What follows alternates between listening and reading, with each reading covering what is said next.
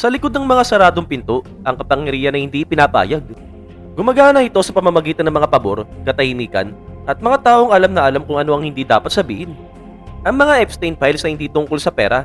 Tungkol ito sa mga paulit-ulit na pattern, mga pangalan na paulit-ulit na lumalabas, paulit-ulit na access, at paulit-ulit na pagtanggi. Panoorin mo hanggang sa dulo dahil ang mabubunyag dito ay hindi lamang isang kriminal na kwento, kundi isang sistemang nagbigay daan upang mapanatili ang parehong uri ng gawain sa loob ng mga dekada nang walang kaparusahan. Ano nga ba talaga ang Epstein Files? Yan ang bibigyan namin ng kasagutan. Pero bago natin simulan yan, kung bago ka pa lamang sa aming channel, huwag mo sana kalimutan na mag-subscribe para naman lagi kang updated sa mga ganitong uri ng video.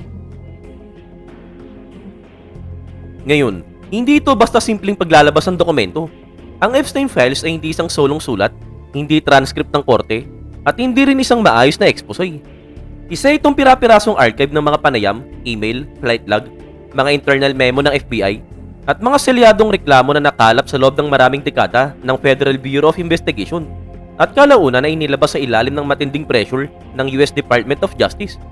Ang dahilan kung bakit ito sumabog ay hindi dahil sa isang dokumento lamang, kundi dahil sa dami ng makapangyarihang taong lumilitaw sa iba't ibang file sa magkakaibang konteksto na nagpapakita ng isang paulit-ulit na pattern. Sa sentro ng lahat ng ito ay si Jeffrey Epstein, na sa loob ng maraming taon ay opisyal na inilalarawan bilang isang nag-iingat na predator, subalit, taliwas dito ang ipinapakita ng mga file. Ipinakikita nila ang isang lalaking kumikilos bilang tagapag-ugnay, nagpapakilala ng mga babae, nag-aayos ng mga biyahe, nagpapadali ng mga pagpupulong, at nagpapanatili ng impluwensya sa pamamagitan ng lihim at kontrol. Hindi lang basta binabanggit ng mga dokumento ang mga krimen, ipinapakita rin nila kung paano ito ay sinasagawa. Isang FBI FD 302 interview ang naglalarawan kay Ghislaine Maxwell na personal ay pinakilala ang isang dalagang babae sa isang nakaupong pangulo ng US sa panahon ng pribadong tour sa Mar-a-Lago. Ayon sa biktima, walang pisikal na nangyari. Subalit ang paraan ng pagsasalita ni Maxwell ay pinapaywatig na available ang babae.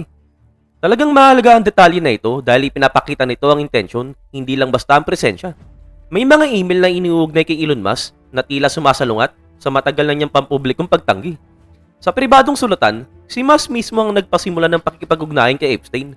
Nagtanong tungkol sa pagbisita sa isla nito at binanggit ang pagdalo sa tinatawag niyang pinaka-wild party, pati na ang pagtalakay sa logistic kasama ang kanyang nonay asawa.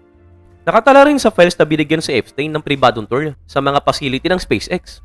Hindi nito pinapatunayan ng krimen, subalit winawasak nito ang ideya na nagkataon lamang ang kanilang connection. Ang kasunod naman nito ay si Bill Gates, isang internal email ang tumutukoy kay Epstein bilang isang confidential at tagapamagitan para sa mga personal na usaping napakasensitibo, mga bagay na hindi kailanman sinasadyang mahitala. Kalaunan, sinabi mismo ng dating asawa ni Gates na ang presensya ni Epstein sa kanilang buhay ay naging isa sa mga dahilan ng kanilang hiwalayan. Ipinapahiwatig ng files na si Epstein na hindi lamang isang kakilala sa lipunan, siya ay isang tagapangalaga ng mga lihim. Mayroon ding iba pang pangalan na tahimik subalit paulit-ulit na lumilitaw. Si Howard Lutnick na kalaunan ay naging cabinet official ay iniulat na nagko-coordinate ng mga pagbisita sa isla matapos ang pagkakakulong na Epstein. Si Kevin Walsh naman, isang nominee sa Federal Reserve, ay dumalo sa mga event na inorganize ni Epstein kahit matagal nang lantad sa publiko ang kaso. Ang mga bagay na ito ay hindi chismis, mga dokumentadong communication na ito na may oras, petsa at naka-archive. Ang pinaka-nakababahalang bagay ay hindi ang mga sikat na pangalan, kundi ang mismong wika ng operation. May mga email na tumutukoy sa pagpapahirap na video, mga talakayan tungkol sa pananakot sa mga babae upang manahimik, at mga kontrol sa information. May mga ulat pa nga tungkol sa isang opisyal mula sa Russia na nakikipag-ugnayan kay Epstein hinggil sa blackmail laban sa mga taong negosyante sa New York. Sa punto na ito, hindi na ito simpleng iskandalo, ito ay kilos ng isang network. At pagkatapos ay may mga redaction, mga pangalang kalahating tinakpan, address na lantad sa isang file subalit nakatago sa iba, at hindi pare-parehong protection sa mga biktima. Sa tatlong version ng isang paratang, iba-iba ang detalyeng tinakpan, kaya naman imposibleng malaman kung mayroong kapabayaan o sinadya itong takpan. Kaya ang Epstein Files ay hindi tungkol sa pagpapatunay ng kasalanan sa korte, tungkol ito sa pagbubunyag kung paano pinoprotekta ng kapangyarihan ng sarili, kung paano ang access ay nagiging pera, at kung paano ang mga taong umuhubog sa mga merkado at institusyon ay nababalutan ng isang sistemang mahirap galawin. Ang mga pamahalaan at kultura ay gumagalaw sa isang madidilim na pasilyo, umaasang mananatiling tahimik ang lahat, subalit hindi yun ang nangyari. Sa aming susunod na bahagi, hindi na natin pag-uusapan ng sistema. Tutuon tayo sa isang individual, detalyado, linya bawat linya, dokumento bawat dokumento, upang ipakita kung paano gumagana ang network na ito sa totoong buhay. Donald Trump. Bihira itong magsimula sa krimen at madalas nagsisimula ito sa akses. Matagal bago ang mga kaso sa korte at malalaking balita. Ipinapakita ng mga dokumento na Epstein ang mga pattern ng pagiging malapit kay Donald Trump, mga pattern na mas mukhang proseso kaysa sensation. Paulit-ulit na lumilitaw ang kanyang pangalan sa mga ulat ng FBI tipline, mga tala ng bisita, ang buod ng panayam. Hindi bilang isang malaking paratang, kundi bilang mga paulit-ulit na punto ng pakikipag-ugnayan sa loob ng mga elitistang social space, na kung saan ang mismong presensya ay isang uri ng kapangyarihan. Ang kapansin-pansin ay hindi isang dramatikong accusation, kundi ang dami at pag-uulit. Lumilitaw ang pangalan ni Trump ng libu-libong beses sa mga searchable index, sumasaklaw sa iba't ibang taon at uri ng dokumento. Sa larangan ng intelligence, talagang mahalaga ang ganitong sukat. Ang pag-uulit mula sa magkakaibang pinagmulan ay tinuturing na signal kahit hindi tiyak ang bawat entry. Hindi inaangkin ng mga file na siya ay mayroong kasalanan. Sa halip, ipinapakita nila kung saan nagtatagpo ang kapangyarihan. Mayroong ilang FBI FD3 auto interview summary na naglalarawan ng mga lugar na kontrolado o madalas puntahan ni Trump, lalo na ang Mar-a-Lago, na kung saan malayang nakagagalaw sina Jeffrey Epstein at Ghislaine Maxwell. Sa isang interview sa isang biktima, inilalarawan si Maxwell na nagpapakita ng mga tao sa panahon ng pribadong tour, at ayon sa mga saksi, walang pisikal na nangyari, subalit ang paraan ng pananalita na iniugnay kay Maxwell ay nagpapahiwatig ng pagiging available, hindi simpleng pagkakataon lamang. Mahalaga ang pagkakaiba na yun dahil tumuturo ito sa sinadyang social choreography, hindi basta nagkataong nagkasabay lamang. May iba pang dokumento na tumutukoy kay Trump sa loob ng mga intake report ng National Operations Center. May ilang entry na minarkahang unverified, ang iba naman ay follow-up, at ang ilan ay nauwi sa mga panayam na walang malino na conclusion. Ang ganitong hindi pagkakapare-pareho ay hindi agad nakakapaglinis o nakakapagdiin ng pananagutan. Sa halip, nagpapakita ito ng mas malalim na structural reality kung paano naiibang napoproseso ang mga makapangyarihang pangalan.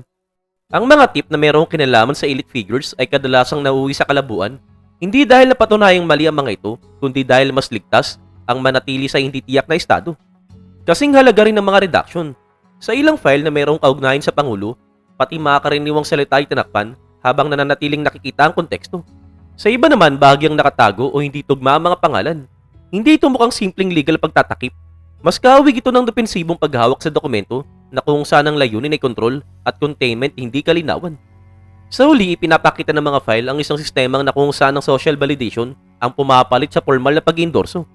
Ang makita sa pribadong silid, may ipakilala ng tamang tao, may sama sa listahan, at kalaunan ay tahimik na may sama muli ay nagiging isang malambot na panangga. Hindi nito pinatutunayan ng maling gawain, subalit ginagawa nitong normal ang katahimikan. Yan mismo ang nakatagong mekanismo. Hindi kailangan ni Epstein ng mga pag-amin, kailangan niya ng mga environment na kung saan walang nagtatanong, dahil ang pagtatanong ay maaring maglantad kung gaano karaming makapangyarihang tao ang nasa isang kwarto. Ang presensya ni Trump sa mga file ay nagpapakita ng dynamics na ito ng may hindi komportabling katumpakan, hindi bilang hatol, kundi bilang case study kung paano nabubuhay ang kapangyarihan sa pamamagitan ng proximity. Ngayon, sa mga susunod na bahagi, lilipat tayo mula sa larangan ng politika patungo sa imperyo ng technology at susuriin kung paano ang mga pribadong email ay sumira sa isang pampublikong pagtanggi na matagal nang hindi kino-question. Sa ganitong mga kaso, alin nga ba ang mas mahalaga? Ang kawalan ng matibay na ebidensya o ang mga pattern na paulit-ulit na hindi nawawala? Elon Musk. Nakalibing sa mga inilabas ni Epstein Files ang mga email exchange na muling nagguhit ng distansya na matagal nang ipinahayag ni Elon Musk sa publiko. Walang iisang nakakagulat na pag-amin, kundi sunod-sunod na karaniwang usapan tungkol sa logistic, ang uri ng communicasyong lumilitaw lamang kapag ang ugnayan ay lampas na sa simpleng pagkakataon at papasok na sa coordination. Mayroong mga petsang pinag-usapan, mga lugar na tinukoy, at mga invitasyong ipinapahiwatig, kas walang tono, walang bantay, pamilyar at talagang tila normal. Ayon sa mga dokumento, si Musk mismo ang nagpasimula ng pakikipag-usap. Hindi siya basta tumugon sa isang inaasahang invitation. Siya mismo ang nagtatanong tungkol sa oras, kung nasaan si Epstein, at kung mayroong lugar para sa kanya. Sa isang palitan ng mensahe, nagtanong mismo si Musk tungkol sa pagdalo sa isang party na inilarawan bilang pinaka-wild na mayroong kaugnayan sa paglalakbay sa Caribbean sa panahon ng bakasyon. Magiliw ang mga sagot na Epstein. Mapagbigay at tila malugod at laging mayroong lugar para sa iyo ang sinulat niya. Mahalaga ang linya na ito dahil pinapahiwatig nito na inaasahan ng presensya, hindi ito isang pambirang pagbubukod. Malaki ang kaibahan nito sa mga pahayag ni Elon Musk sa publiko na kung saan tinatanggi niya ang anumang ugnayan ay pinapakita ang sarili bilang taong tumanggi sa mga imbitasyon ni Epstein. Hindi inaakusahan ng mga dokumento ang krimen. Mas nakakayanig ang ipinapakita nila mga pribadong kilos na sumasalungat sa maingat na binuong imahe sa publiko. Nagpatuloy ang mga communication sa loob ng mga taon, mga follow-up na mensahe, tanong tungkol sa schedule, at mga detalye sa paglalakbay, at pagkatapos ay mayroong isang pangyayaring tuluyang nagbago ng pananaw. Noong 2013, binigyan si Epstein ng pribadong tour sa mga facility ng SpaceX. Hindi ito simpleng saglit na nagpapakita sa isang party. Ang pagpasok sa isang high security na aerospace environment ay nangangailangan ng pahintulot, coordination at tiwala. Ano man ang ipinapakitang imahe ni Epstein sa publiko, sa pribado ay dinadala siya sa mga lugar na hindi kailanman makikita ng karamihan. Mahalaga ito dahil ang tunay na halaga ni Epstein ay hindi lang ang kanyang pera, kundi ang silbi ng kanyang network.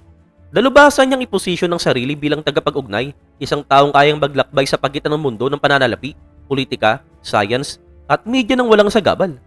Para sa mga makapangyarihang tao, ang pakikipag-ugnayan sa kanya ay hindi mukhang ilegal. Mukha itong praktikal na kapakipakinabang, at doon nagiging mapanganib na kapag naging normal na ang access, nawawala na ang pag-isuri. Hindi sinasabi ng mga file na si Musk ay gumagawa ng maling gawain. Ipinapakita nila ang mas maselang bagay, ang pagiging elastic ng pamantayan sa loob ng mga elite circle. Maaring sabay na umiral ang pampublikong pagkondena at pribadong pag-usisa, at maaring technical na totoo ang pagtanggi, subalit strategic na nakaliligaw. Hindi kailangan na malapit ang isang ugnayan para maging mahalaga, kailangan lang itong maging kapakipakinabang. Ang lumilitaw ay larawan ng modern na kapangyarihan na kung saan ang katotohanan ay hinati-hati. Ang version para sa publiko ay pinasimple, nilinis, at inangkop upang magmukhang mapagkakatiwalaan. Ang version na nanatili sa pribadong email ay transactional, mapagsubok at opportunista. At kapag nagbanggaan ng dalawang version na ito, doon nagtatago ang pananagutan. Ngayon, sa mga susunod na kabanata, lalawak pa ang puwang na yun. Papasok na tayo sa mundo ng philanthropy, lihim, at mga email na nagbigay ng ibang liwanag sa isang pandaigdigang diborsyo na mas madilim kaysa sa inaasahan ng sinuman. Bill Gates. Ang pinakamapangarib na lihim ay birang maingay. Tahimik silang kumikilos, nakabalat kayo bilang logistic, mga pabor, at pinagkakatiwala ang tagapamagitan. Sa Epstein Files, hindi lumilitaw si Bill Gates bilang isang kontrabidang pang-headline, kundi isang mas nakakabagabag na larawan, isang lalaking ang mga pribadong desisyon ay sumasalubong sa reputasyong itinayo sa pampublikong kabutihan. Ang mga dokumento ay hindi parang iskandalo ang dating, ito ay parang coordination. Ipinapakita ng mga email thread si Epstein, hindi bilang isang simpleng kakilala sa lipunan, kundi bilang confidential na taong pinagkakatiwalaan para sa sensitibong usapin. Isang papel na karaniwang ibinibigay lamang sa taong itinuturing na maingat, mayroong connection at mapagkakatiwalaan. Mahalaga ang pagkakaiba na ito, lalo na para sa isang personality na ang impluwensya ay umaabot sa pandaigdigang kalusugan. Kasama na rito ang teknolohiya at pamahalaan. Kahit ang impression lamang ng ganitong pagtitiwala ay may bigat na. Ang dahilan kung bakit nakakayanig ang mga palitang ito ay hindi ang tuwirang sinasabi ng mga ito, kundi ang ipinapahiwatig tungkol sa tiwala. Mayroong access si Bill Gates sa mga pribadong replano, mga secure na ari-arian, at isa sa mga pinaka-advanced sa personal security infrastructure na kayang bilhin ng pera na itinayo mula sa yaman ng minsang lumampas sa 100 bilyon. Subalit ipinahiwatig ng files na mayroong pagkakataon, ang information at mga kailingan ay dumadaan sa labas ng formal na sistema, papunta sa isang gray zone na kung saan numinipis ang pananagutan at nagiging pera ang discretion. Dito lumilitaw ang tunay na halaga ni Epstein.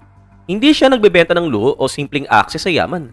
Nagbebenta siya ng pamamahala sa katahimikan. Ang kakayahang panatilihing hindi na itatala ang mga usapin, idinaan ang sensitibong kahilingan sa mga channel na halos walang bakas ay isang serbisyong kadalasang mas mahalaga kaysa pera sa loob ng mga elite circle. Binabanggit din ng mga files sa mga communication nagdulot ng alarma sa loob mismo ng tahanan ni Gates. Makalipas sa mga taon sa isang panayam noong 2022, inilarawan ni Melinda Gates si Epstein bilang abhorrent at hayagan niyang inamin na ang pakikipagkita ng kanyang noon ay asawa sa kanya ay naging isa sa mga salik sa pagkasira ng kanilang pagkasama. Binabago ng pag-amin na yun ang kahulugan ng mga dokumento. Ang dati ay mukhang simpleng networking lamang ay nagiging personal na panganib, isang panganib na mayroong epekto na lampas pa sa reputation. Walang makakaso o hatol sa korte sa mga pahina na ito.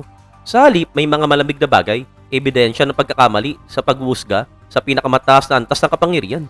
Kapag ang isang taong may napakalaking yaman at institutional credibility ay pinipiling dumaan sa informal na paraan para sa mga sensitive na usapin, hindi ito basta kapusukan. Ito ay senyales ng kumpiyansa na sasalo ang sistema sa panganib. Ang kumpiyansang yun ang aninong dumadaloy sa buong network ni Epstein. Hindi ginawang pabayan ng kapangyarihan ng mga tao, ginawa silang pakiramdam na protektado. Ang philanthropic empire ni Gates ay naglipat ng bilyon-bilyon dolyar sa mga programang pangkalusugan sa buong mundo na humubog sa pulisiya sa bakuna, education, at technological infrastructure sa iba't ibang kontinente. Subalit ang parehong strukturang nagbibigay daan sa malawakang kabutihan ay umaasa rin sa pribadong tiwala. Mga network na kumikilos lampas sa mga pampublikong pagbabantay. Sa Epstein Files, hindi nakakagulat ang pangalan ni Gates dahil sa detalye ng krimen, kundi dahil ipinapakita nito kung paano maaaring sabay na umiral ang matibay na reputasyon at kahinaan, at kung paano ang impluensya ay maaaring daang-daang umasa sa maling tagapamagitan. Ngayon, habang nagpapatuloy ang mga dokumento, mas lalong nagiging malinaw ang pattern. Dahil hindi si Gates ang huling makapangyarihang tao na naniwalang garantisado ang direksyon. Para lamang matuklasan na ang katahimikan kapag ipinagkatiwala sa iba ay hindi naganap na sa iyo. Howard Lutnick and Kevin Walsh.